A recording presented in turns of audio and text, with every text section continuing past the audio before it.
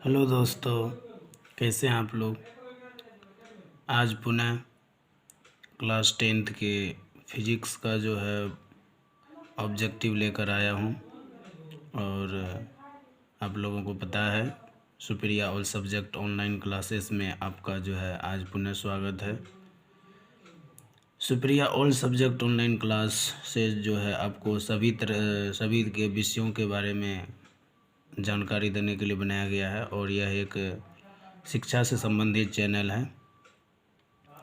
Class 10th के भौतिक विज्ञान का ऑब्जेक्टिव एनसीईआरटी का क्वेश्चन आंसर जो है मैंने पार्ट 1 का वीडियो बनाया था और उसी को आगे बढ़ाते हैं। और आज जो है आपका तीसरा चैप्टर है मानव नेत्र और रंग बिरंग संसार भी कह सकते हैं, क्योंकि आँख ही जो है जिससे कोई भी व्यक्ति इस संसार को देखता है। आँख के बिना पूरा संसार अधूरा लगता है या अंधेरा भी कह सकते हैं आप। समय को देखते हुए आगे बढ़ते हैं, तो ध्यान दीजिए। पहला क्वेश्चन है, यहाँ पर आप देख सकते हैं, मानव नेत्र अभिनेत्र लेंस की फोकस दूरी को समायोजित करके विभिन्न दूरियों पर रखी वस्तुओं को फोकसित कर सकता है। तो ऐसा हो पाने को क्या कहते हैं, मतलब क्या कारण है जो ऐसा मतलब फोकस कर सकता है। तो इसका सही आंसर है, आप देख सकते हैं, समंजन क्षमता। समंजन कहलाता है। क्या कहलाता है? समंजन कहलाता है। उसके बाद आप देख सकते हैं अगला क्वेश्चन है, मानव नेत्र जिस भाग पर किसी वस्तु का प्रतिबिंब बनाते हैं वह प्रतिबिंब है। कहाँ पर बनाता है प्रतिबिंब? दृष्टि पटल पर। कहाँ पर बनाता है? यहाँ आप देख सकते हैं, यह है दृष्टि पटल। ठीक है। अगला क्वेश्चन है, आप देख सकते हैं, सामान्य दृष्टि के वयस्क के लिए सुस्पष्ट दर्शन की अल्पतम दूरी या इसको न्यूनतम दूरी भी कहते हैं। ठीक है। समान दृष्टि के वयस्क के लिए सुस्पष्ट दर्शन की अल्पतम दूरी है लगभग, यानी कि स्पष्ट देखने के लिए अगर हम किसी वस्तु को किस जगह से स्पष्ट देख सकते हैं तो उसका सही जवाब है 25 सेंटीमीटर। यानी कि 25 सेंटीमीटर पर स्थित किसी भी वस्तु को हम स्पष्ट देख सकते हैं। ठीक है।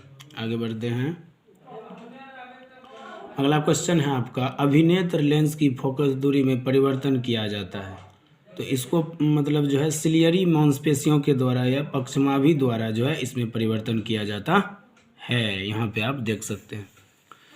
अगला क्वेश्चन है, नेत्र में किसी वस्तु का कैसा प्रतिबिंब बनता है। यानी कि नेत्र यानी आँख में जो है किसी वस्तु का प्रतिबिंब कैसा बनता है। तो ये देख सकते हैं, वास्तविक, उल्टा तथा छोटा बनता है। कैसा बनता है? वास्तविक, उल्टा तथा छोटा बनता है। अगला क्वेश्चन आप देख सकते हैं यहाँ पर, नेत्र लेंस की फोकस दूरी कम हो जाने से कौन सा दृष्टि दोष होता है। यानी कि नेत्र लेंस की फोकस दूरी कम हो जाए तो कौन सा दृष्टि दोष होता है? निकट दृष्टि दोष होता है। कौन सा दोष होता है? निकट दृष्टि दोष। ठीक है। अगला क्वेश्चन है आपका, यहाँ पे देख सकते हैं, किसी दृष्टि दोष में किसी वस्तु का प्रतिबिंब रेटिना के पीछे बनता है। यानी कि कहने का मतलब है कि कौन सा दृष्टि दोष है जिसमें जो है वस्तु का प्रतिबिंब रेटिना के पीछे बनता है। तो इसका सही आंसर है आप दूर दृष्टि दोष। अगला क्वेश्चन है, दूर दृष्टि दोष वाली आंख साफ साफ देख सकती है दूर की वस्तुओं को। यानी कि दूर दृष्टि दोष वाले जो है आंख साफ साफ देख सकती है दूर की वस्तुओं को, और निकट की वस्तु को देखने में उसको कठिनाई होती है। प्रिज्म से होकर गुजरने के बाद श्वेत प्रकाश विभिन्न वर्णों या रंगों में विभक्त हो जाता है। तो इस घटना को क्या कहा जाता है? वर्ण विक्षेपण कहा जाता है। क्या कहा जाता है? वर्ण विक्षेपण। यानी कि जो है रंग विभक्त हो जाता है, अलग अलग हो जाता है। और आपको पता है कि सूर्य के प्रकाश में 7 रंग होते हैं। कितने रंग होते हैं? 7 रंग होते हैं। आपको पता है कि सूर्य के प्रकाश में 7 रंग होते हैं। ठीक है। आगे बढ़ते हैं। एक प्रिज्म कितने सतहों से घिरा रहता है? एक प्रिज्म जो है आपका 5 सतहों से घिरा रहता है। कितने सतहों से घिरा रहता है? 5 सतहों से। आगे बढ़ते हैं।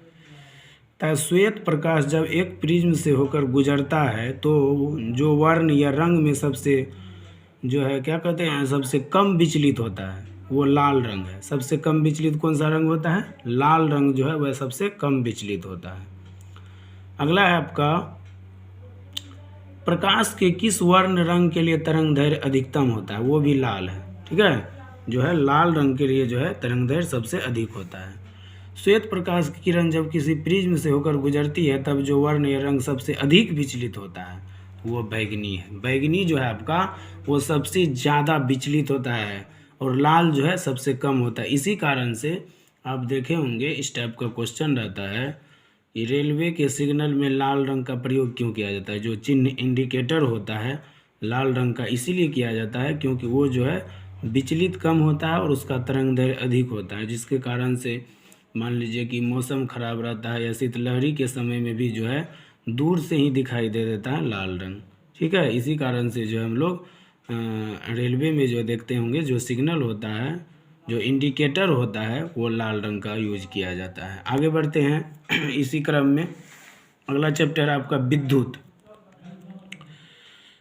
प्रतिरोध आर के किसी तार के टुकड़े को 5 बराबर भागों में काटा जाता है। इन टुकड़ों में फिर पार्श्व क्रम में संयोजित कर देते हैं। यदि संयोजन का तुल्य प्रतिरोध आर है तो आर बटा आर डैश का अनुपात का मान क्या होगा।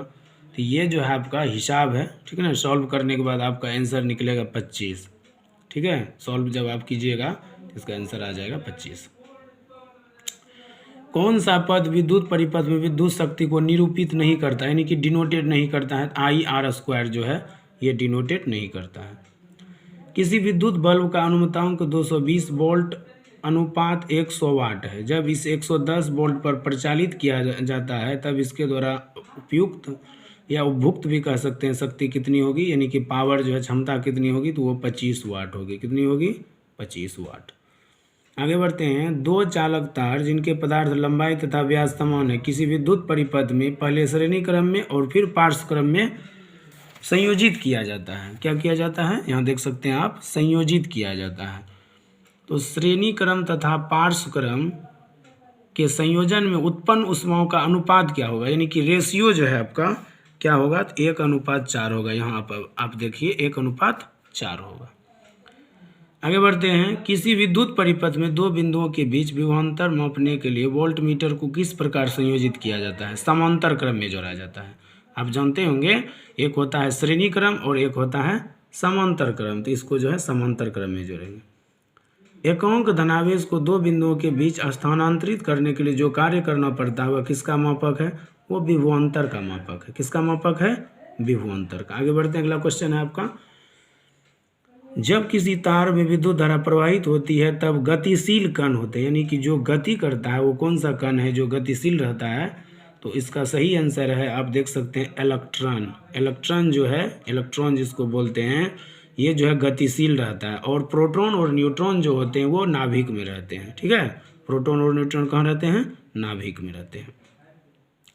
विद्युत धारा की प्रबलता का ऐसे मात्रक क्या है, एम्पियर है। विद्युत धारा की प्रबलता का ऐसे मात्रक एम्पियर है। यह आपको डायरेक्टिव पूछा जाएगा कि विद्युत धारा का ऐसा मात्रक क्या है, तो वो भी एम्पियर ही होता है।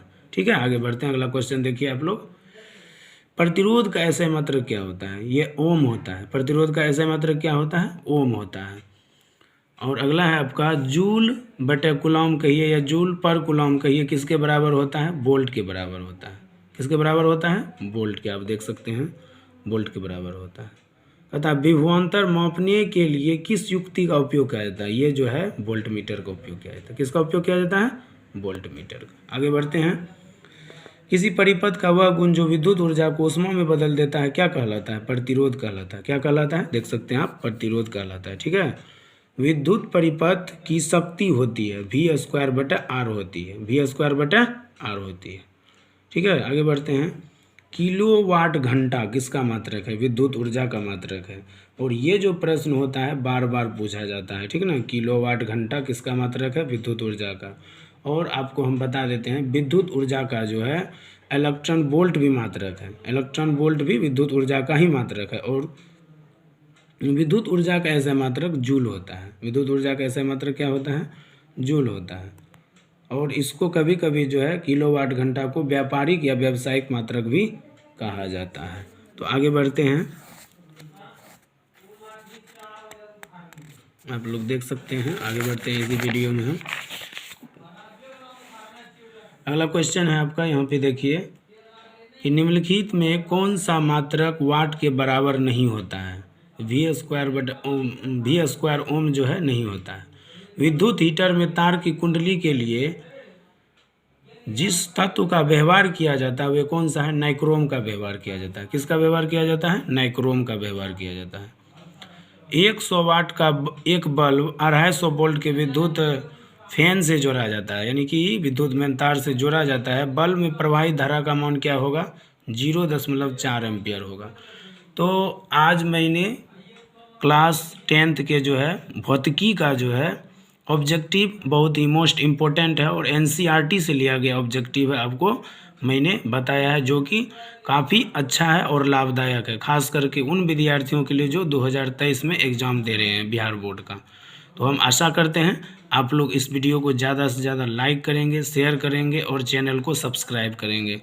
और अंत में मैं कहना चाहूँगा आपका जो है उज्जवल भविष्य हो और आप अपने जीवन में सफलता मिले।